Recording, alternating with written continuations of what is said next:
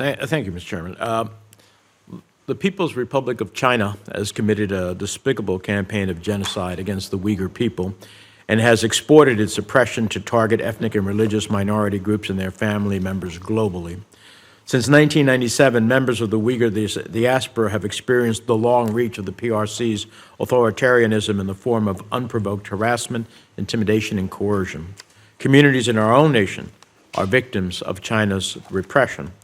Mr. Abramowitz, how do China's tactics differ and remain unpublicized compared to other countries when it is the key enabler of transnational repression?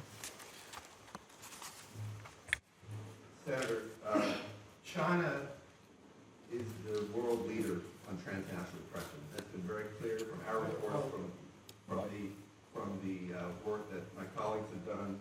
They conduct the most sophisticated, global, and comprehensive campaign of transnational repression in the world. I would say that China's efforts Is your mic on? by three particular noteworthy trends. Number one, sorry about that. Yeah. Thank you.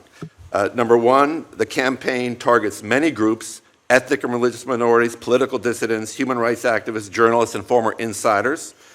It's the full range of tactics that they use, from direct attacks like kidnapping dissidents, co-opting other countries to detain their dissidents, and also, in the case of the Uyghurs that you outlined, really threatening their families to get their family members who are living in the free world to basically shut up. Finally, the sheer breadth and global scale of the campaign is incredible, and outspoken members of the Hong Kong diaspora have found themselves in the dragnet, as have many others. So it's really the number one country, the number one perpetrator. How can the United States help support governments to combat China's repression of minority groups abroad? And, for example, can Magnitsky sanctions be utilized to hold the perpetrators enabling China's transnational repression accountable? We've certainly been in favor of the greater use of the Magnitsky sanctions to target individuals.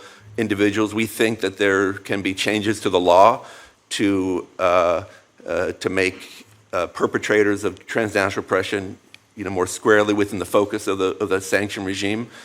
I would also say, I think it's very difficult to influence China directly, but one of the themes that we've looked at Freedom House over the last 5 years is China's efforts to co-opt international fora like the Human Rights Council in Geneva. It's really important for the United States to really combat China's efforts in fora like that. Russia imprisons dissenters like Vladimir Kara-Murza and Alexander Navalny that threaten Putin's power, and it shuts down independent media to control the behavior and flow of information to its citizens. But sadly, Russia's repression doesn't stop within its borders. In 2022, Russia journalist Evgenia Balatarova fled to Kazakhstan after Russian police searched her house due to her online presence in opposition to Russia's illegal war against Ukraine. Kazakh authorities then detained her when they learned of the criminal charges against her and told her she wasn't allowed to leave Kazakhstan.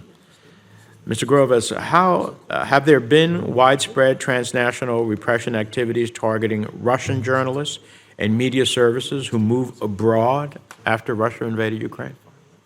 Yes, I gave example with at least three cases where Russian journalists have been targeted or activists have been targeted abroad with assassination attempts, which may have intended to just be inconclusive assassination attempts, just to send a shiver down the spine of other journalists. Women were selected, in my view, specifically because of the terror from a Russian perspective of the fact that they're not stopping at gender or boundary.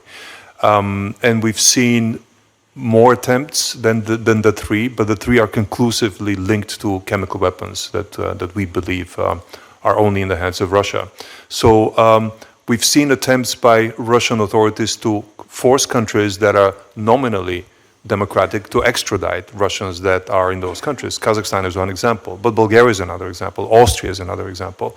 So there are many attempts for judicial repression, in addition to the extrajudicial that we mentioned earlier. I think we're talking about cases that are definitely close to 100, not just one or two. 100. Yes. Mr. Chairman, if I may, one last question. In November, the Nicaraguan regime applauded the unprecedented win of the first Miss Universe winner and called her win a moment of, quote, legitimate joy and pride.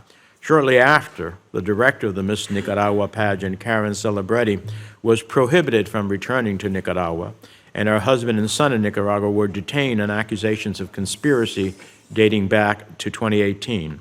Clearly, Ortega regime intends to use such tactics to silence all dissenters, both within Nicaragua and abroad. Mr. Groves, how should the United States respond to the Ortega regime's intimidation of Karen Celebretti and her family?